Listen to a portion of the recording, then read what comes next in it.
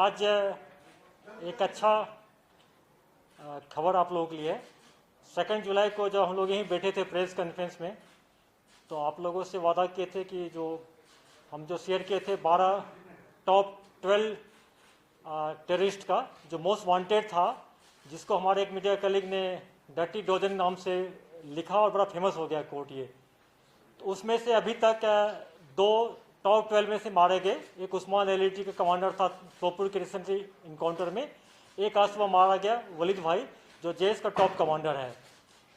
कल रात में कुलगाम पुलिस को इन्फॉर्मेशन मिला था कि चिम्मर विलेज में 3 टेररिस्ट छिपे हुए हैं।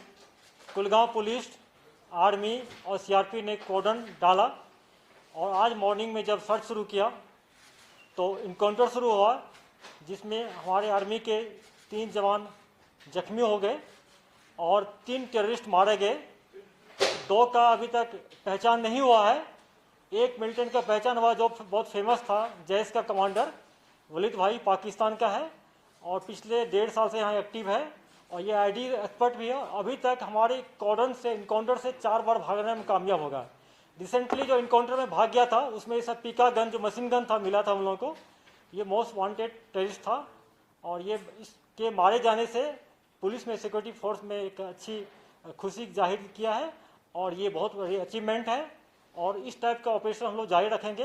बाकी टॉप 12 में जो 10 टेररिस्ट बच गए हैं, जिसमें कि आप लोगों को नाम शेयर कर दिए थे, उसमें टॉप हमारे निगाह पर भी है जो यहाँ पर का जो सज्जाद है, जिसको कि हम लोग हैदर भी कहते हैं, क्योंकि रिसेंटली 14 को हैदर ने एक ऑडियो जारी किया था जिसमें खुलेआम पुलिस फैमिलीज को, पुलिस वाले को और जो बीजेपी के एक्टिविस्ट थे, वर्कर थे, उसको थ्रेटनिंग किया था।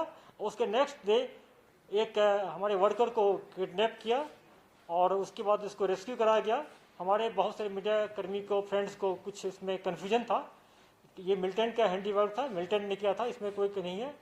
और मिलिटेंट क्यों करता है? क्योंकि पाकिस्तान की तरह से मिलिटेंट को बहुत इंस्टिगेट किया जाता है कि कोई यहाँ वायलेंस करे, लोगों में टेररिज्म फैलाए या आतंक फैलाए, लोगों में डर फैलाए।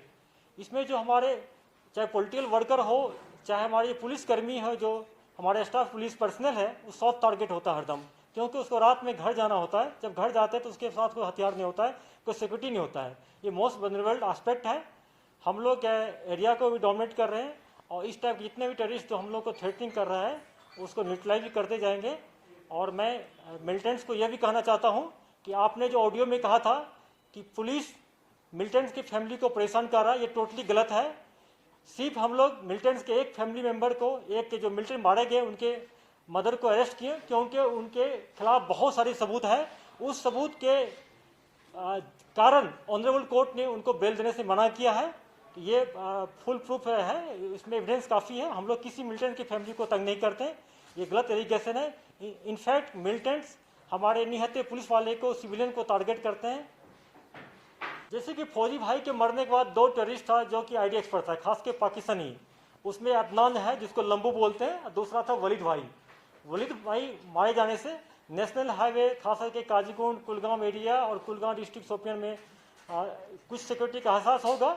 लेकिन जब तक लंबू है, जो पाकिस्तानी अदनान भी बोलते हैं, जब तक अदनान नहीं मारा जाएगा तब तक आईडी का थ्रेट बना रहेगा। ऑब्वियसली अभी भी नॉर्थ कश्मीर में जो टॉप कमांडर है, उसमें उस्मान के मारे जाने के बाद अभी जिसको सज्जाद या इलियास हैदर बोलते हैं, एलिटी के कमांडर है, क्योंकि लोकल मिलिटेंट है और उसको पूरा नेटवर्क का पूरा पता है, तो किसी को टारगेट करने में या सॉफ्ट टारगेट उसको पूरा पता है।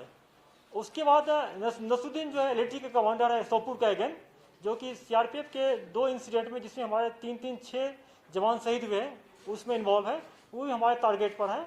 और आप लोग को पिछले पीसी में नाम भी लिखा दिए थे और अखबार में आ गया टॉप 12 का, अभी उसमें 10 बच गया है। काइंडली उसको कंसल्ट करें, रिविजिट करें। और जहाँ तक शिफ्ट करने की बात है, हम लोग फोकस कर रहे हैं, इसीलिए आप देखे होंगे कि पिछले कुछ वीक्स में सोपुर में ही 2 इनकाउंटर हुआ, जिसमें 3 मारा गया, फिर 3 मारा गया, 6 मिलिटेंट मारे गए वहाँ पर सोपुर एरिया में।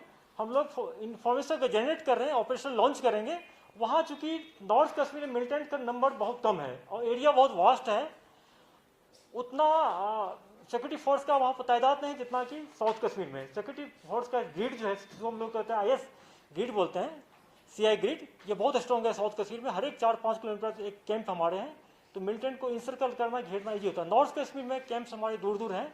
जब हमारे फोर्स का मूवमेंट होता है तो मिलिटेंट को पता चल जाता है, या उनका कोई OGW है उसको इन्फॉर्म करता है। लेकिन फिर भी हम लोग का पूरा फोकस जारी है। आने वाले दिन में हम लोग और करेंगे। उसमें एक M4 कार्बाइन जो US मेड है, मिला है। जब किसी मिलिटेंट के साथ M4 मिले तो समझिए बहुत बड़ा कमांडर होता है। उसके साथ एक AK-47 मिला है, एक पिस्टल मिला है, एक विजुअल लॉन्चर मिला है।